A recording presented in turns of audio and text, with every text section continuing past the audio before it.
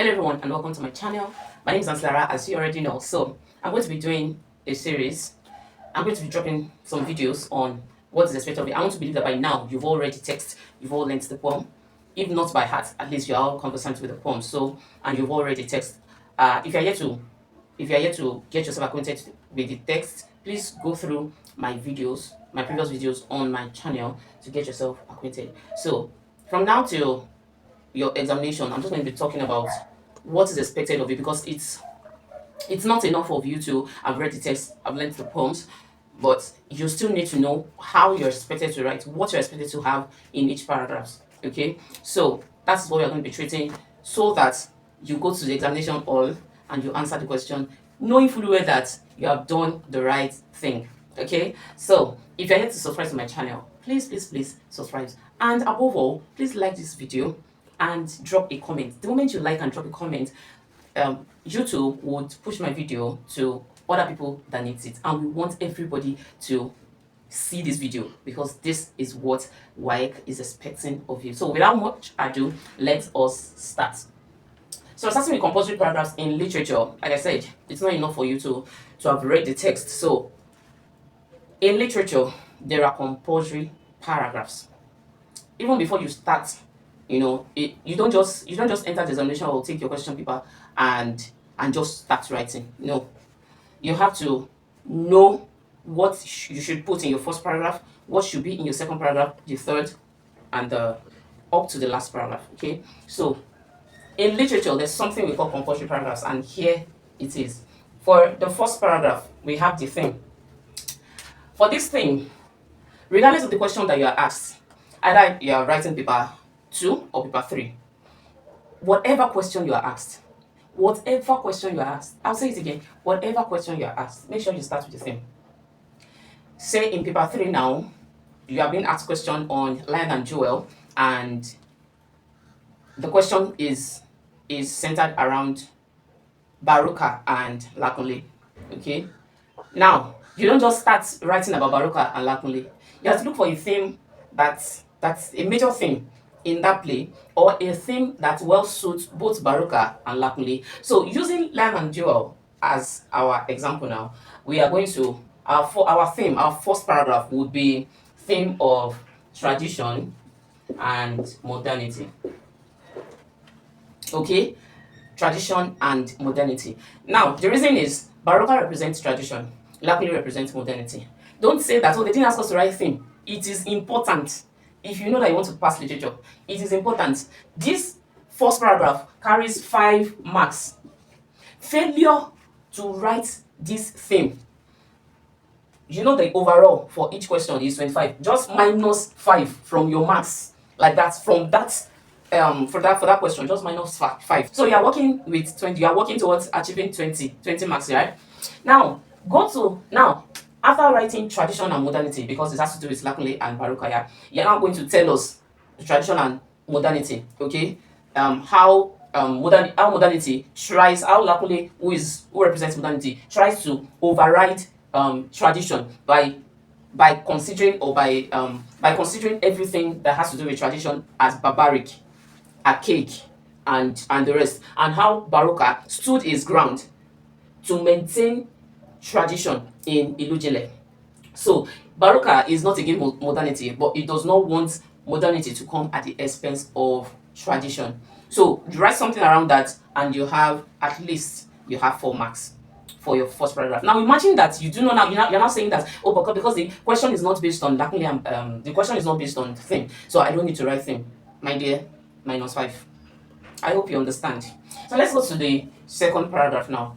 Whatever question you see in your paper 2 or 3, and you see a character's name, you know that for this now we are using Baruka and Lakunle. If you see any character's name, if it is Baruka, if it is Ailatu, let's go to second class citizen. If it is Francis, if it is Ada, any character's name that you see in your question. So it's not enough for you to just take the question and start writing. When you take the question, look at it very well. With your pencil, write theme. P1, theme. P2, underline the character's name. If there is a character's name in that question, underline the character's name. And P2, that is your second paragraph, you with the use of your pencil write character description. So you can do a short form, character, anything that will make you to remember. Please don't mind my, I'm working with a very small word, so don't mind my writing. So paragraph 2, you are doing character. You remember that this paragraph 1 and paragraph 2 doesn't even have anything to do might not even have anything to do with the question, but they are compulsory paragraphs in literature, which we as examiners, if we don't get to see it, it's outright 0. So regardless of the question that you are asked, there are some questions that if you don't see character's name in the paragraph, in the question, you just keep the paragraph 2, you skip the character description, okay? But there are some peculiar questions. We're going to get to that when I start giving you some examples of questions and how you're expected to answer it. We're going to get to that. So just know that when you see your question paper, P1 theme, P2, that is if there is any character's name there. P2, character description. Now, if we look at the question, we see that there is character's name. There's any character's name there, and you did not put it, -5. So you didn't put thing, -5. You did not put character description, -5, my dear. How do you want to do it? Not if you know that there is 99.9% chances that you score 25 or 25 in literature, and now you have missed 10. You have missed 10 out of your marks. How do you intend to score 15? And if you score 15, 15, 15, I'm not going to say is most unlikely, but you have to work hard to make sure that you score 15. And for you to get 5, like a whole 5 for a paragraph, you must have done a very good job. I'm telling you, you must have done a very good job. Okay, so the first paragraph thing, the second paragraph character description. So your third paragraph is when you now start to tackle the question. Don't worry, in our subsequent videos, you will understand what I'm saying. Okay, paragraph 3, you will now start your first point. That point that you wanted to rush to write, start it here. Start it here, and then make sure that when you're writing it, you're making use of the formula PEA: point, evidence, and analysis. Don't just write story. Why? They don't want story. Your paragraph, it might even be 5 lines, but in those 5 lines, you must have your point, you must have your evidence, and you must have your analysis. So point is one of his roles. Evidence is where we can see it, where we can find it in the text, and analysis is explain the story, the scenario surrounding that. So your evidence leads to your analysis. That's the PEA. So it's not enough to just say Lakule is this, and that's all. Show us, let us understand, let us know that you understand what you're talking about. So when you say Lakule is a particular whatever, you have to give us evidence from the text. That's why it is important for you to read the text. You have to give us evidence from the text, and your evidence will lead to your analysis. That's PEA. So your paragraph 3 is where you start your point. Second point, third point. So you have 2 compulsory paragraphs, then you have 1, 2, 3, 4, 5. You have like 5. No, I always tell my students to play safe.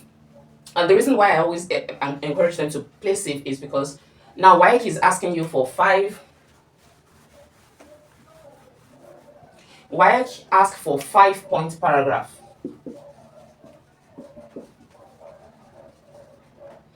Waec is asking you for 5-point paragraph, and in this 5-point paragraph, these 2 compulsory paragraphs are included. So that means you have just 3 points remaining for you to meet up Waec's requirements in literature, right?